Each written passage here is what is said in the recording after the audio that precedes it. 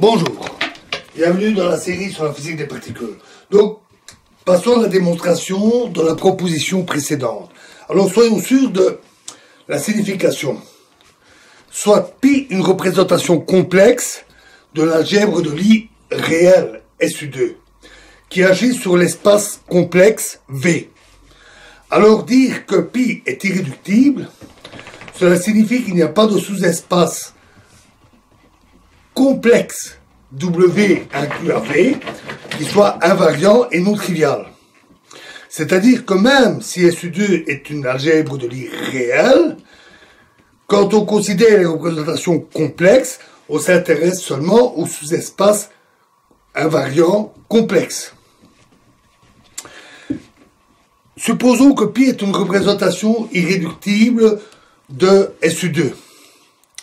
Si W est un sous-espace complexe de V, invariant sous SL2C, alors il est certainement invariant sous SU2, qui est inclus dans SL2C. D'autre part, donc W est égal à 0 ou à tout l'espace V.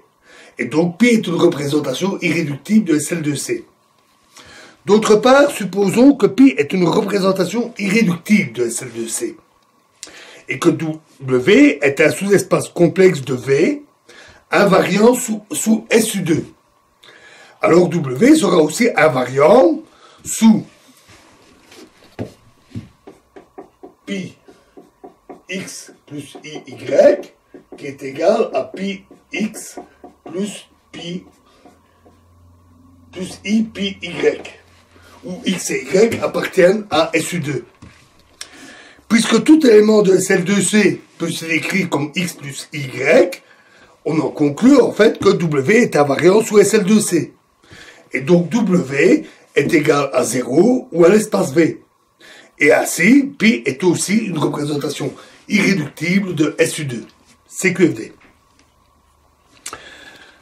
Donc cette proposition nous montre qu'étudier les représentations de SU2 est tout à fait équivalent à étudier celles de SL2C. Et en fait, passer à l'algèbre complexifiée rend les calculs plus faciles. Donc nous travaillerons avec SL2C et nous utiliserons la base suivante de SL2C, H égale 1, 0, 0, moins 1, x égale 0, 1, 0, et z égale 0, 0, 1, 0. Avec les relations de commutation qui sont données par hx égale 2y, hy égale moins 2x, et xy égale h. Pardon. Ici c'est 2x et là moins 2y. Considérons V un sous-espace, un espace vectoriel complexe de dimension finie et A, B et C des opérateurs sur V qui satisfont AB égale 2B, AC égale moins 2C et BC égale A.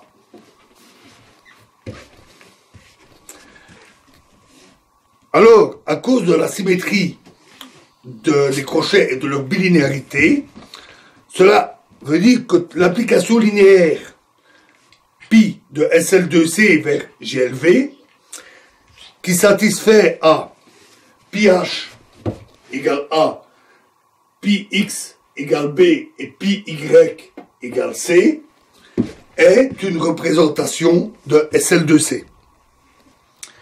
Alors, le théorème de base que nous voulons démontrer, c'est que pour chaque entier m positif ou nul, il y a une représentation irréductible de SL2C de dimension m plus 1. Ensuite, toutes les représentations irréductibles de SL2C de même dimension sont équivalentes. Et enfin, si pi est une représentation de SL2C de dimension m plus 1, alors pi est en fait équivalente à la représentation pi m que nous avions vue. Ce qui permet alors de clôturer puisque nous avons déjà ces représentations, nous avons déjà vu. Ainsi, soit pi une représentation de SL2C qui agit sur un espace complexe de dimension finie V. Notre stratégie pour démontrer cela va être de diagonaliser l'opérateur pH. Bien sûr, a priori, on ne sait pas si pH est diagonalisable. Cependant, comme on travaille dans le champ algébriquement clos des nombres complexes, c'est là l'avantage de la complexification, pH doit avoir au moins un vecteur propre. Et le lemme que nous allons voir va être la clé pour la démonstration. Donc le lemme, c'est soit U, un vecteur propre de pi, de pH, avec la valeur propre alpha. Dans ce cas-là, pH pi x de U est égal à